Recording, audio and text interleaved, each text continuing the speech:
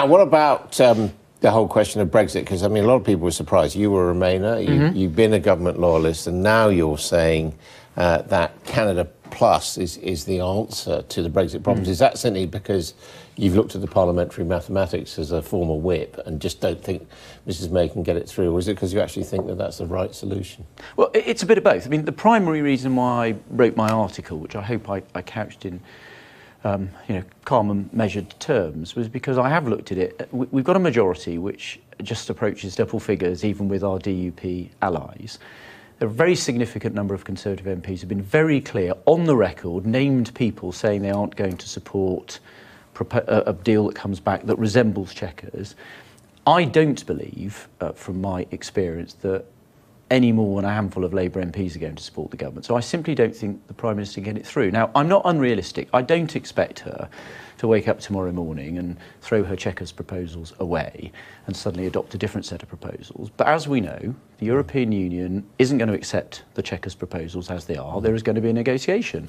So there is going to be movement. And my judgment is, if she responds to the EU's concerns about Chequers and moves in a more Canada Plus, Super Canada, however you want to describe it, direction, I think there is then the basis of a realistic chance of uniting the Conservative Party and our allies and getting it through Parliament with a, then with a double-figure majority. If she moves in the opposite direction, which I'm reading is what is being suggested, then I just think there's a real chance that we don't get it through, and that's not in the national interest. You would still vote for it if she comes back with a deal, would you, as a government loyalist? Well, it depends. The deal that she comes back with, I will judge against what I took from the referendum. The referendum was about controlling our borders, controlling migration, stopping sending huge amounts of money to the EU, and it was about controlling our laws. And I will judge what she brings back against those tests. The Chequers proposals are not going to be what we're voting on, because those are proposals. They're our opening gambit in the negotiations. So I will judge what she brings back. But, I don't make a habit of voting against the government. I want to support the Prime Minister. I want her to be successful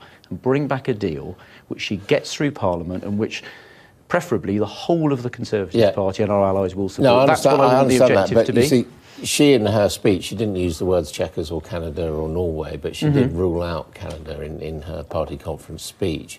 And the problem is that it puts obstacles in the way of our trade with Europe. I mean, let's leave aside the Irish border for a moment. I mean, things like just-in-time parts and all that, that certainly wouldn't be possible. So we'd be taking an economic hit if we went for Canada Plus. I completely understand why she set out the proposals that she has. The problem is, however good or not Chequers is, if she can't get it through Parliament, then we're in a situation where we don't have a deal. And in that scenario, you have all those issues with just-in-time manufacturers and so forth. So my view is, if she responds to the EU's concerns by moving in a Canada direction, I don't know where we'll end up from where she is at the moment to where other people might just want. To be clear, but I think that's the direction which I think gets us to a deal the party can unite around. If you move in the other direction, I don't think she's going to get it through Parliament. I understand the practicalities, but you would accept, as people say, that if we went for Canada or Canada Plus, it would be the first ever free trade deal that actually puts obstacles in the way of free trade with Europe. The fact is, we're currently in the EU and we're in the single market. The country voted to leave the single market. Well, and voted to leave the EU. Well, they voted to leave. The single market wasn't on the debate was made quite clear that all the leading members on both sides said that we believe in the single market. The Prime Minister herself, I think I'm correctly saying, in her Florence speech, said you can't have all the benefits of being in the single market if you don't sign up to all the obligations. So we would be losing. So I think to some extent, and the Chequers proposals are not the same as being in the single market. So I think, and they don't cover services. Yeah, but you see, the thing is, Canada doesn't have a Canada-style trade agreement with its neighbouring market, which is the United States. No, but when people say Canada and they mean a free trade deal, it depends what that looks like. And people talk about Canada Plus. They don't, clearly, we're not starting from the same place as Canada. We start from a position where all our rules are the same. There are no tariffs and no controls. And clearly, whatever we come up with would be much closer to where we're starting from than obviously the deal with Canada. But I mean, the reality is, for the first time ever, on the island of Ireland, Northern Ireland and the Republic of Ireland would be in different trade blocs. And there would be a land border.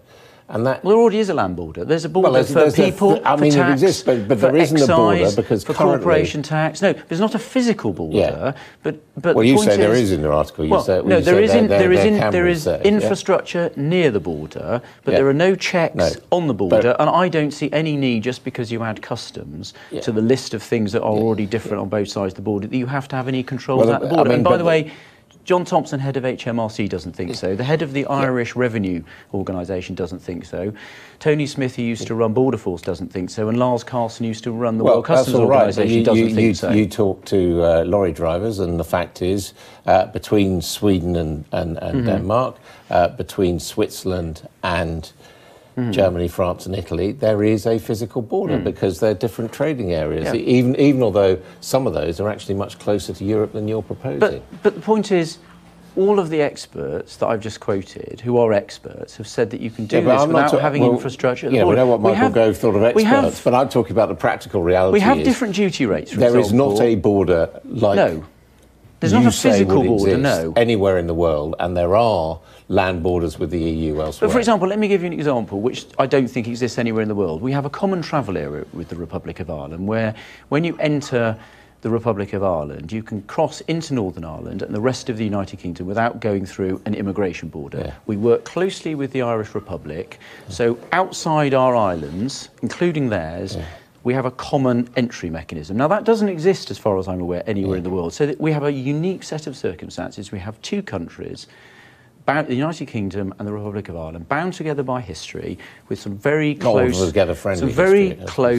No, but we work incredibly closely with them now. Their economic interests are aligned with ours, and I think we can work together some sensible solutions to make that work with all the border issues we have already. There are already issues with duty, there are already issues with smuggling, there are joint operations on both sides of the border currently, and I think that is perfectly doable, and so do the people that have to deliver this practically. OK, well, you've got a proposal, Mrs May's working on her proposals.